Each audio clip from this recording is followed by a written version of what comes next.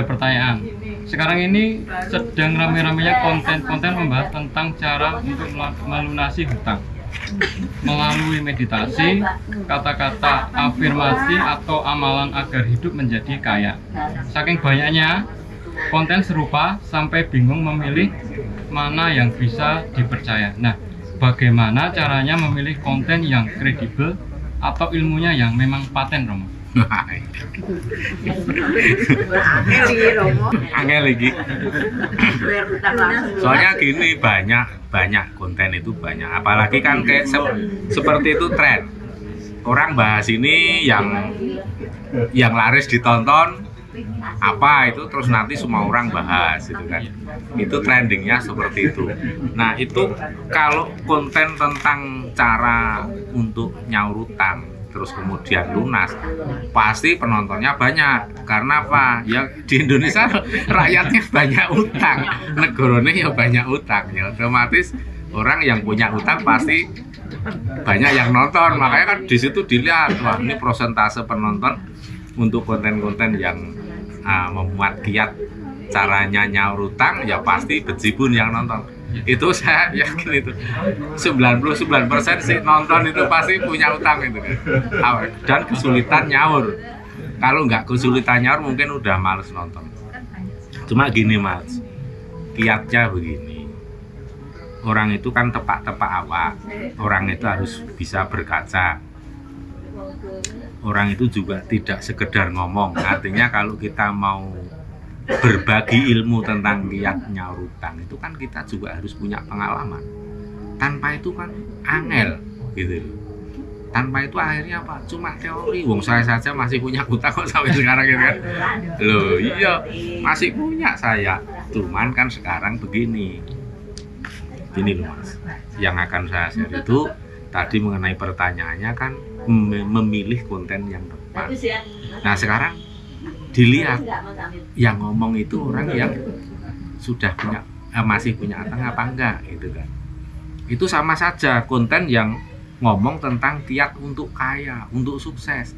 Lah saiki nek sing ngomong ngono wonge wae ming biasa banget. Lah saiki sik percaya sapa? Kalau memang dia ilmune itu paten, otomatis harus dia membuktikan diri dulu. Dengan ilmunya dia membuat kaya raya, membuat dia sukses. Nah itu baru ilmunya bisa dibagi, dan kalau orang mengaplikasikan pasti juga akan berhasil. Makanya kalau saya selalu nyarankan ke anak-anak itu, kalau kamu mau cari ilmu bagaimana untuk menjadi kaya, kamu belajarlah pada pengusaha yang sukses. Realistis lah. Bukan orang yang pintar berteori.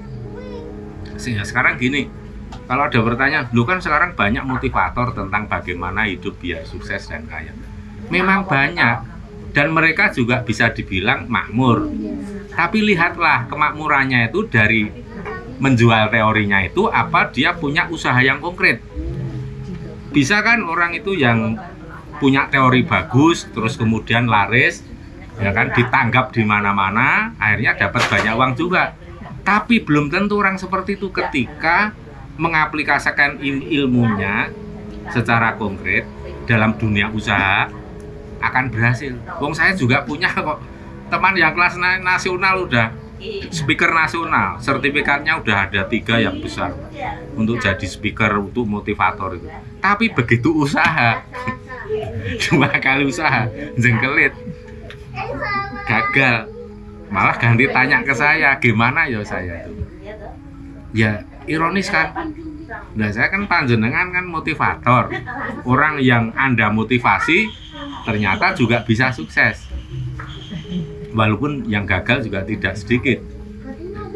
Tapi dirinya sendiri ketika mengaplikasikan teorinya sendiri itu gagal.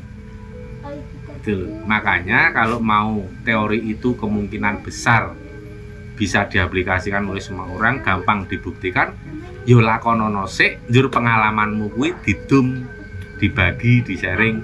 Kayak kita ngelakoni spiritual, pengalaman ya kan. Kalau ngelakoni jalan spiritual begini-gini, ada hasil, ada efek seperti ini, konkret. Makanya itu tetap pakai rumus ngelmu kasunyatan.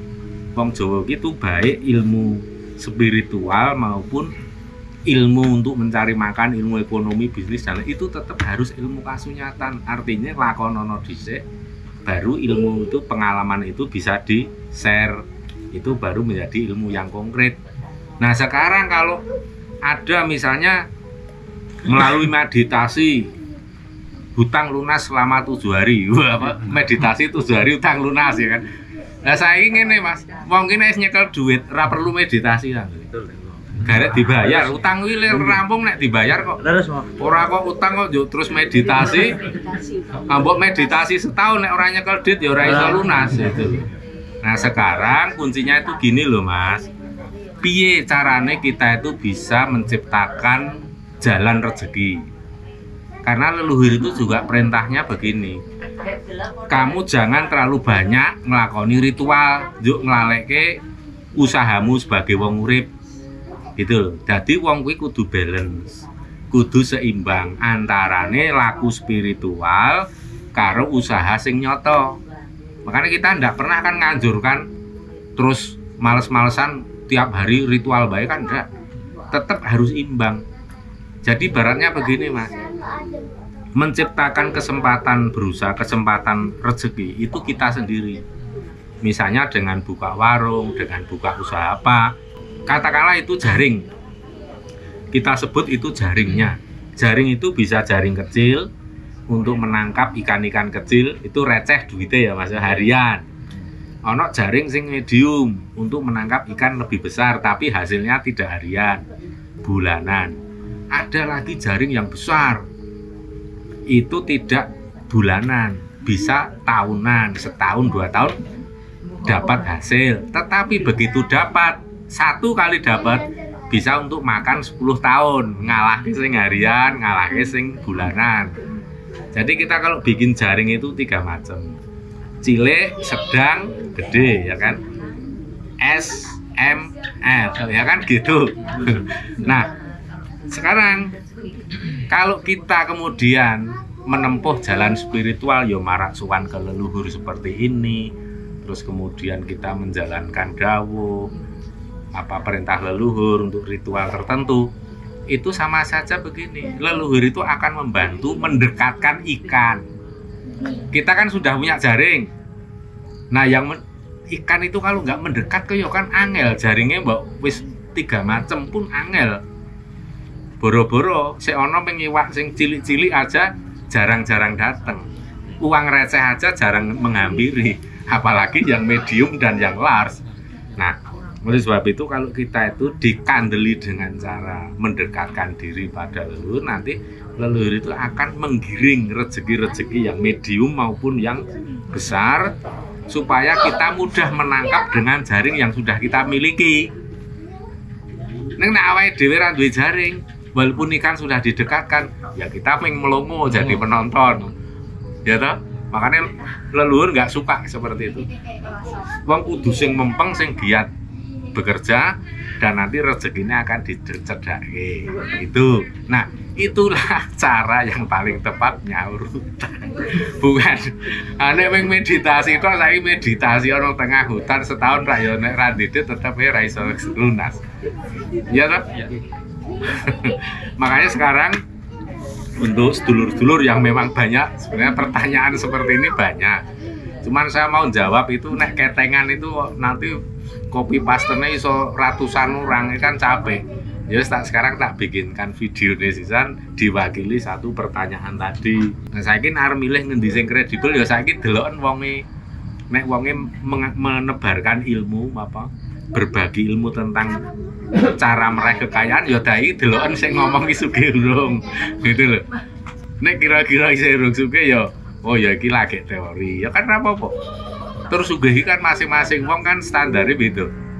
Subjektif. Ana sik wing di sepeda ontel wae wis merasa sugih ya ana. Ana sing duwe Mercy 10 wae merasa sugih karena relatif. Nah, sekarang sugih menurut panjenengan itu seperti apa? Nek duwe pit ontel wis merasa sugih ya rasa nganggo meditasi. Masa ya kebangetan mengartu kupit wae tak nggo semadi nang guwa 10 dina ya kebangetan saking kesete wong. Mbok mbane ra duwe nyolong, malah kan ngajarke elek ora. Jadi mbane ra duwe ya tetep itu. Nanti tak ceritain ada ilmu lagi nanti ya kalau sudah berhasil. Ada kiat-kiat yang hebat dan luar biasa. Mudah-mudahan dalam waktu 3 bulan ke depan ini wis ono hasil sing luar biasa. Nanti saya baru berani untuk sharing. Nek sekarang kok ndak isih teori. Nek kuwi kelasnya kakap. Dadi aku duwe jaring sing kelas kakap, kelas paus malah bukan kakap. Kelasnya paus. Cuma begini Mas ya. Rezeki itu kalau receh itu gampang didapat. Tapi kalau yang besar-besar pasti prosesnya lama.